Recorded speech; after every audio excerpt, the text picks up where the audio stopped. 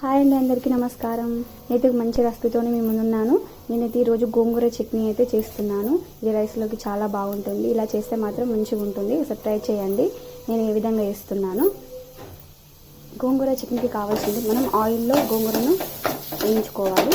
తర్వాత ఆనియన్స్ని వేయించుకోవాలి, పచ్చిమిర్చిని వేయించుకోవాలి, ఎండుమిర్చి ఒక 3-4 వేయాలి, ఎల్లిపాయలు కావాల్సినవి, టమాటాలు ఒక 2, కరివేపాకు కొంచెం వేయించుకోవాలి. వేసుకుందాం ఈ గోంగూర చట్నీ. ఆవాలు వేసుకోవాలి, జీలకర్ర వేసుకోవాలి, వెల్లుల్లి వేసుకోవాలి, ఎండుమిర్చి వేసుకోవాలి, కరివేపాకు వేసుకోవాలి.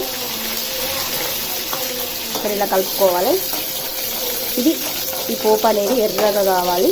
అప్పుడే ఈ గోంగూర చట్నీ అనేది టేస్ట్గా ఉంటుంది. మనం అన్న రైస్లోకి, వేడివేడి రైస్లోకి ఈ గోంగూర చట్నీ వేసుకొని తింటే చాలా బాగుంటుంది. మీరు కూడా ట్రై చేయండి. ఈ రెసిపీ మీకైతే చాలా బాగా నచ్చుతుంది. హెల్త్ కూడా చాలా మంచిది. గోంగూర వల్ల ఎన్నో ఉపయోగాలు ఉన్నాయి. చేసుకోవాలి.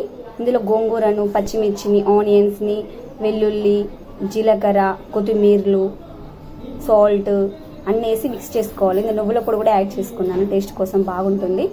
నువ్వుల పొడి, పల్లీల పొడి కూడా యాడ్ చేసుకోవచ్చు గోంగూర చట్నీలో.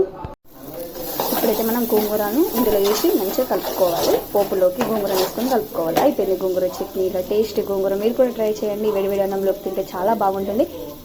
నా రెసిపీ కనుక నచ్చినట్లయితే లైక్ చేయండి, షేర్ చేయండి, సబ్స్క్రైబ్ చేయండి.